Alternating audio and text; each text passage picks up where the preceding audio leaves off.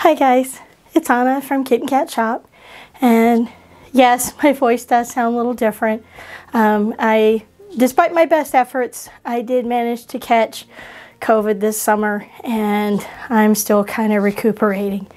But the Barbie movie's coming out soon, and in honor of that, I thought I would show you guys a little bit of my specifically Barbie collection. So I thought I would just kind of pull out a few of my favorites. Typical doll collectors, we tend to be enablers, so you might see something that you didn't know existed, or you can play the got it game that we do. You know, I have that one and that one and that one. So recently Allison did a video showing her top 10 Barbies from her childhood. Well, I wasn't really a Barbie person as a small girl. I actually preferred chasing after my cousins and running, jumping, climbing trees, and hanging out on the monkey bars.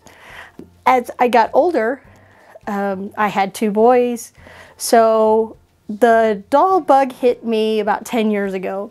And actually it came about because I used to enjoy doll houses. My father used to do miniatures and models, so it was kind of a bonding thing for us. And at that time, I had some vision issues, so I couldn't really do the 1/12 scale or half scale, but the internet showed me that there were a lot of people doing things with 1/6 scale. And that's about the time that dolls had more articulation, even in Playline, and the whole idea that my room boxes and doll houses could actually have people living in them was just, it just blew my mind. And we love to go to the flea markets and everything else. So for me, doll collecting is kind of a cross between photo models and all those dolls I missed out on because I was either too young or too old. So letting my inner child have toys. And my Barbie collection doesn't just include dolls. It also includes like licensed items, figurines. At Christmas I have a 6-foot Barbie tree that has all of the Hallmark ornaments on it, which is always a lot of fun. I'm generally not an in-the-box collector or display. I usually display mine out of the box, but there are a few that are kind of special. And I'll go ahead and show you some of those. And then I'm not going to show every doll in the collection because it would take a while, but I do want to kind of hit like some of the highlights in my collection. So this one is always staying in the box. I think it just makes it a good display. Right out of high school, I actually joined the Air Force, and I went into avionics, which is working on aircraft. And my first assignment was with a helicopter unit. And I joined way back before the Air Force switched over to BDUs or camo. So all of my fatigues and all of my stuff was the solid green. My father was in the Army. He was in the 2nd Air, so he was also with aircraft and helicopters. So this one's special to me because about that time I did bleach my hair blonde. I wore a bob, and she's probably like the closest to me at that time. So that's my aviator Barbie. And the remove before flight is kind of a joke, this little tag. I added this because with aircraft there's always like, you know, ejection seats and safety things. So they always tell us, you know, you put these tags on there to make sure that you know it's disabled or it's safe. So I had to throw that in there with her box. My next always stays in the box is my Sally Ride, and she's not an old doll. She's not even a vintage doll, but again, it's a bit of a tomboy. I actually love Star Trek science fiction. I actually love Star Trek science fiction, and I used to follow the NASA space program. And for my generation, Sally Ride was really important, and you know, kind of show girls that you could dream big all the way to the stars. And my father, with his work, actually worked with a gentleman who was part of several official NASA missions, and he gifted me several duplicate items in his collection, official badges or patches, and these large sticker badges that they would put on all the file folders and documentation and everything.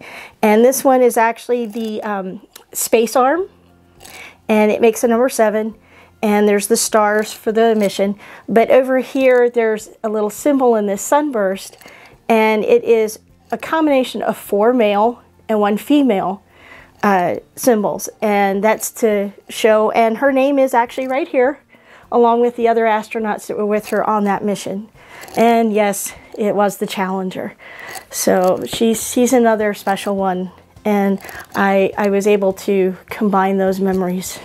And speaking of astronauts, well, technically she's not an astronaut. This is not supposed to be the actual actress. This is Barbie as Jeannie from I Dream of Jeannie. And I love this. She actually has a little pink Jeannie bottle.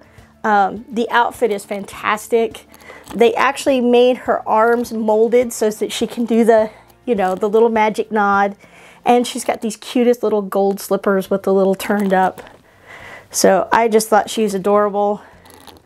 Little Barbara Eden tribute here. The last doll that is still in the box and will never be removed is this one. Over the years, they've done many reiterations of the original black and white bathing suit. This one, you may not know about. This one was a little controversial. Barbie was actually an official Sports Illustrated swimsuit model. And I actually think this is one of the best reiterations of the swimsuit. She's actually quite modest by most standards, but there was a lot of controversy about how Barbie being a swimsuit model for basically a men's sports magazine. But I love it. I think it's fantastic. It's a little bit of kitsch. So what I'm going to do now is I am actually going to take the camera and we'll kind of go through some of the items on the shelf that aren't boxed. The boxes tend to be towards the back of the shelves, so it's kind of hard to see them just from the camera view. And that's to kind of protect them and keep them safe, keep them away from the UV light as much as possible. And as I mentioned earlier, some of the things in my collection are not dolls. Barbie, or Mattel, has been kind of notorious for licensing out this IP to a lot of different companies, and this is just kind of a fun thing for me. If you notice, they're all kind of the same mold. They're just little decals. They're to be honest, they're not very well made. And the scale's just kind of wonky. They're not quite 1/3 scale, 1/2 scale. But I just think they're kind of fun. I can usually find these pretty cheap. This one's actually a 45th anniversary set. I don't know why, but apparently for some reason 45 was a big deal for Barbie. And there was just a lot of merchandise that came out that year. Not so much for the 50th, which was kind of strange. And on this shelf we have some of my silk stones. And I didn't start collecting till about 10 years ago, so I just have a few that I've collected. I would love to add more of the earlier releases to the collection. The prices have risen considerably. I mean, they're fantastic dolls.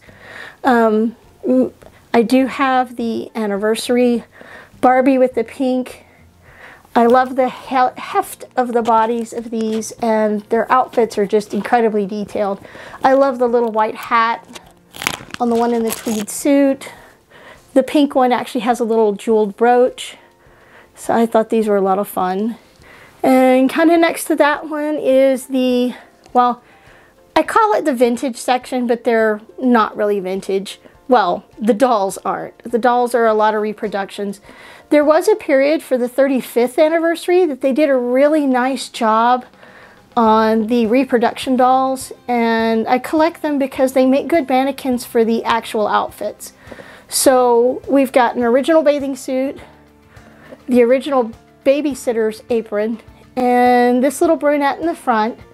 It was almost complete. I think I am missing one small accessory piece, but this is a genuine original Barbie outfit, the little summer barbecue set. As I said earlier, I'm not really an in-the-box type collector.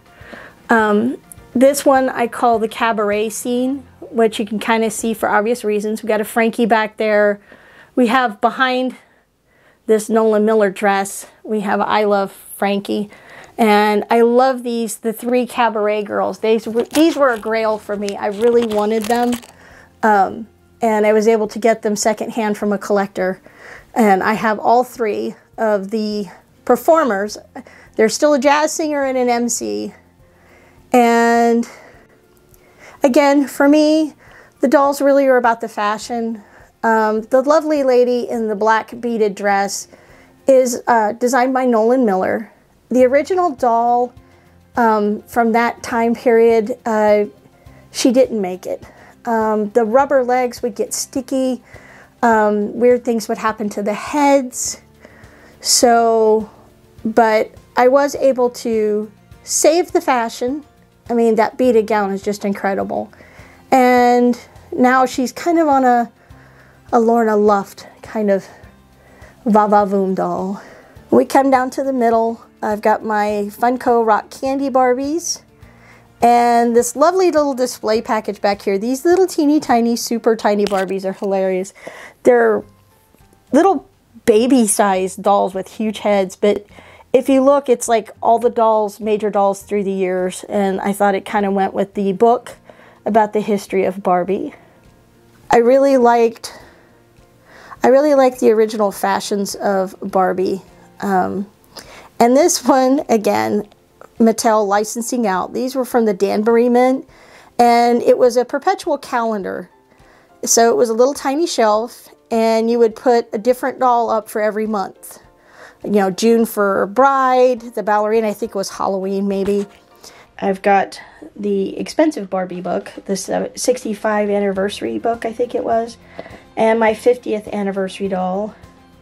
Some little Hallmark dress forms, and this doll over here on the far left, originally she was called Sweet Tea, and I used to have a shop and website called Tiny16 World. So she was kind of my little sewist avatar.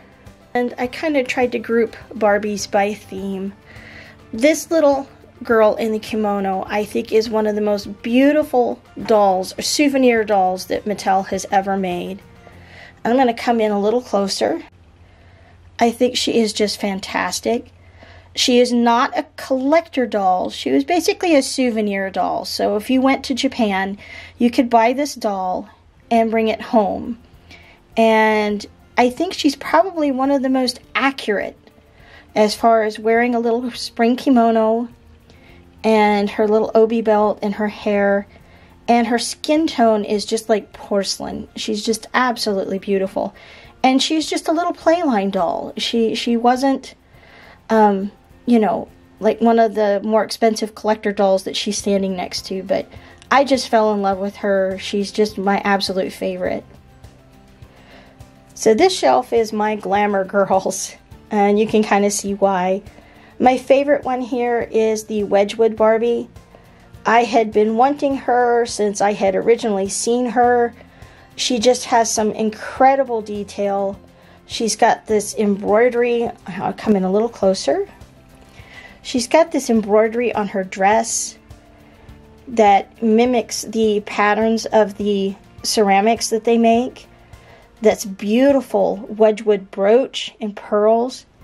And she's a very expensive collectible doll. But we were at a flea market and somebody had collected dolls and unfortunately had not stored them properly. She's perfect in every way. But they put her box in a rubber tote, so the box got crushed. And I got her for a song. And the best part is I didn't feel guilty taking her out of the box. And really, it's just hard to describe how beautiful she is out of the box. The dress is kind of folded and tucked in to fit into that little square box, so you really don't see the grandeur of it. So she's beautiful. My last shelf is my little fantasy shelf, and you can see Jeannie in the back. I love Sorsa. They actually did a series of fairy tale or fairyland kind of dolls, and this is the water spirit, and she's just beautiful. But over here on the left, they did several series of dolls of the world and princesses of the world, and the Egyptian doll was just, I think, the absolute best one that they ever did. And let me come in so you guys can see some of the detail on her. She has these micro braids and these chromed metallic pieces that are shiny gold with all of this painting. And that collar alone is just chef's kiss. It's incredible to me. So I hope you enjoyed seeing some of my favorite dolls in my current display. And also shout out to my friends at All My Plastic Children. I love these little throwbacks to Totally Hair Barbie inspired looks, and we had a lot of fun making the jewelry to go with them. I'll put their link down below, and I'll put our shop link if you'd like to have some earrings to go with. Again, thank you guys. I'm looking forward to seeing the movie. I hope you guys are too, and see you next time. Bye bye.